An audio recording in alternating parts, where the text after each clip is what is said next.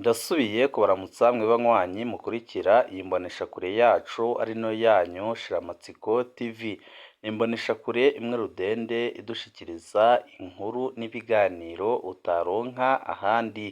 Uyu ni umwanya w'amakuru agezweho ari kuvugwa mu karere, aho tugiye kwibanda ku makuru arabana n'umutekano, aho masoko yacu yemeza ko mu ishamba rya Kibira ibara ryongeye kugwa, aho hongeye gukorwa operasiyo ikomeye cyane. Operasiyo bivuga ko yoba yakozwe n'ingabo z'u Rwanda, zikaba zasize zisenye burundu ibirindiro bya FDL ndetse n'ingabo z'u Burundi. Abarenga 500 bakaba bahasize ubuzima, bikaba byabaye biteguye neza cyane ku buryo nta numwe wamenye icyabakubise ndetse akaba nta numwe wamenye ibyabaye.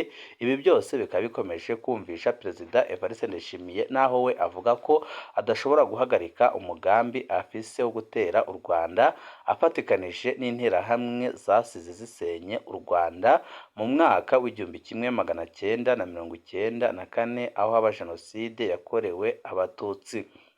Yaba abarundi, yaba abanyarwanda, yaba abakurikirana ibya politike mu karere baribaza impamvu Perezida Evariste Ndayishimiye yahisemo gukorana n'interahamwe mu gihe umushikiranganji we wa mbere Gervais Ndirakobuca yamubwiye ko kwifatanya n'interahamwe ari nko gushira ikara mu gashambara, kandi akamubwira ko bigiye kumugiraho ingaruka zikomeye cyane.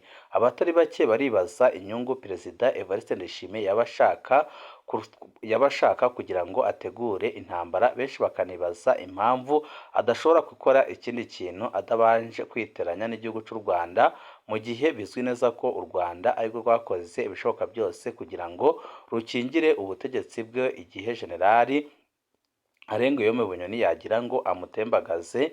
Aho amakuru adushikira avuga ko u Rwanda rwagiye rukurikirana ibyo Bunyoni byose yakoraga, rukoherereza igihugu cya Tanzania. Igihugu cya Tanzania nacyo kikabiha Perezida Evariste Ndayishimiye, ibyatumye Ndayishimiye ahita akora ibishoboka byose kugira ngo akure Bunyoni mu mabanga, bigatuma umugambi wo kumutembagaza ku butegetsi uhita uhagarara. None inyiturano ari guha u Rwanda nuko yahisemo kwifatanya n'interahamwe zasize zisenye u Rwanda mu mwaka w'1994. Amakuru adushikira aremeza ko ingabo z'u Rwanda nk'uko zarahiriye kurinda imipaka y'igihugu cy'u Rwanda, kandi zikavuga ko uzagerageza wese kurenga umurongo utukura bazamusanga ahari, maze intambara akaba ariho itangirira, akaba ari naho irangirira. Amakuru adushikira aremeza ko ibyabaye mu Kibira ari ikimenyetso simusiga kigaragaza ko byanze bikunze, igihe Perezida Evariste Ndayishimiye ataba ahagaritse gutegura intambara ndetse ngo ahagarike imikoranire na FDL, bishobora kumugiraho ingaruka zikomeye cyane, kuko iyi ntambara ariko arategura byanze bikunze irashobora kubera mu Burundi, akaba ariho itangirira, akaba ari naho irangirira, kandi ikaba yasiga isambuye igihugu burundu. Benshi bagahahera bavuga ko byanze bikunze Neva atabihagaritse yaba ariko arishuka ku buryo bukomeye cyane, kuko ingabo z'u Rwanda amaoperasiyo zimaze iminsi zikora mu ishamba rya Kibira birerekana neza ko Ndayishimiye nta basoda afise, kandi bikerekana neza ko ubushobozi ndetse n'imbaraga ingabo z'u Rwanda zifise byanze bikunze budashidikanywaho. Akaba ariyo mpamvu Ndayishimiye yari akwiye guheba ibyo ariko arakora muri ino minsi biteye ikibazo kandi biteye inkeke abatari bakeya. Ni byinshi tugiye kugaruka ko hagati ya Perezida Evariste Ndayishimiye ndetse n'interahamwe, ndetse tukaza no kugaruka ku maoperasiyo amaze igihe akorwa mu ishamba rya Kibira, bikarangira abatari bake mu barwanyi ba FDL ndetse n'abasoda b'u Burundi bishwe. Kugeza ubu ngubu Perezida Evariste Ndayishimiye akaba amaze gutakaza abasoda baba 5,000, byose biturutse ku mikoranire yiwe ndetse n'ingabo n'abarwanyi ba FDL bamaze igihe bahiga guhungabanya umutekano w'igihugu cy'u Rwanda. Nawe biboneka neza ko byamaze kubata ku w'amazi. Nibyo nyine tugira ngo tubashikirize kuri uno muyoboro wa YouTube Shiramatsiko TV, ubashikiriza inkuru n'ibiganiro utaronka ahandi.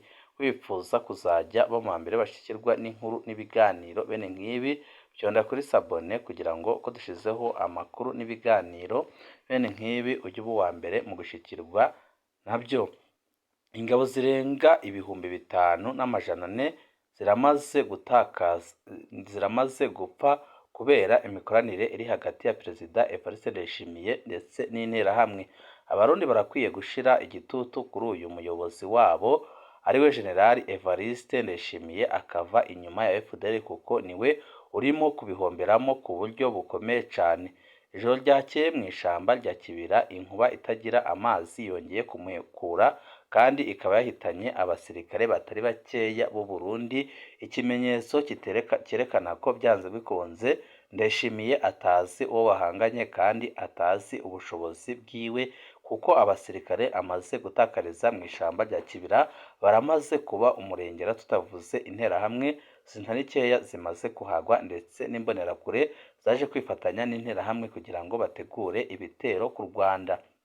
Nawe ibaze gutakaza ingabo zirenga ibihumbi 5,400 mu gihe kitagera no mu kwezi. Ibi ni ibintu bibabaje kandi byerekana ko Ndayishimiye atagize ico akora ngo ahagarike imikoranire yiwe na FDLR bishobora kumugiraho ingaruka zikomeye cyane kandi ko bishobora kumutuma igihugu cye cinjira mu ntambara kandi adashobora gutsinda.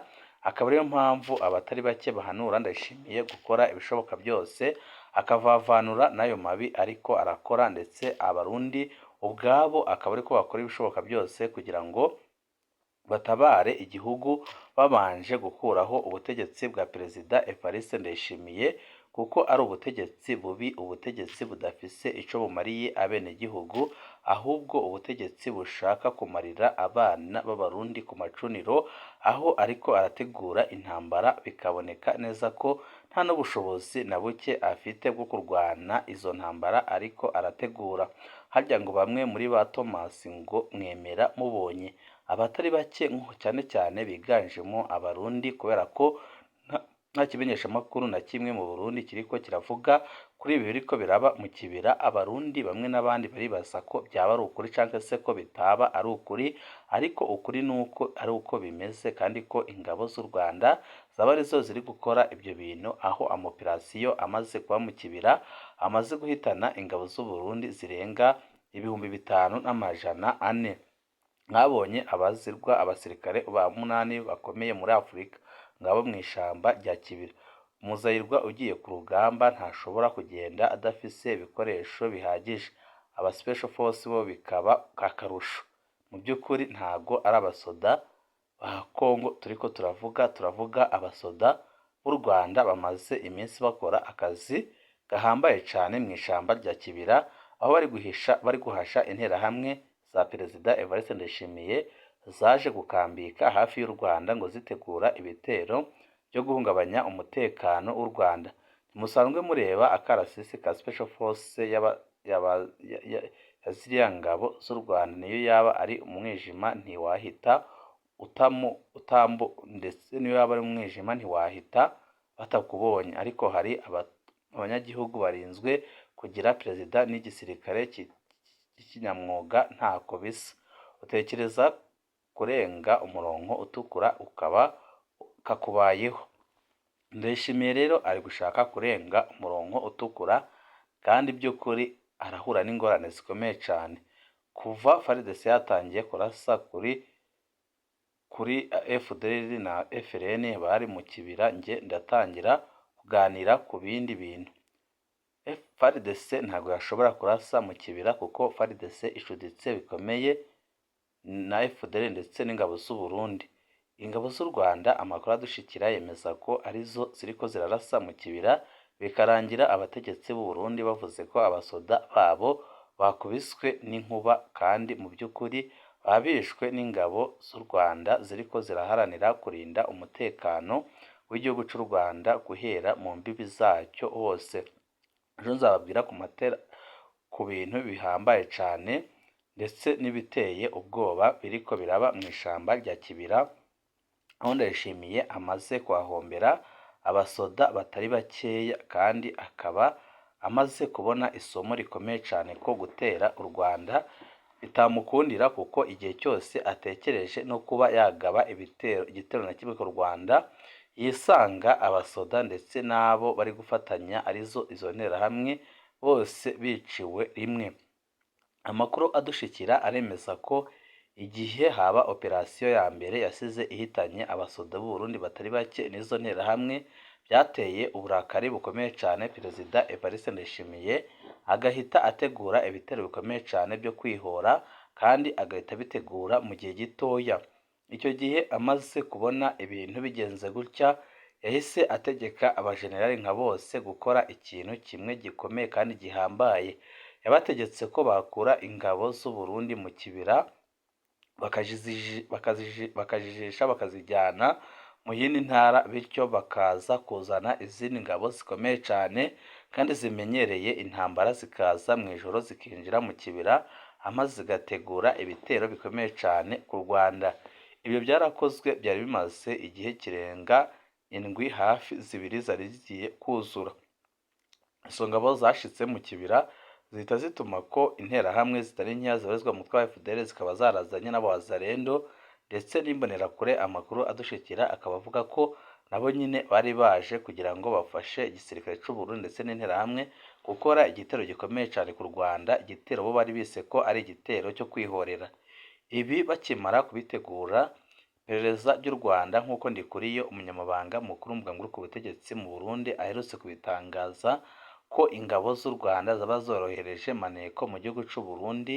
Bakimara gutegura ibyo bitero ntibamenye uko byagenze.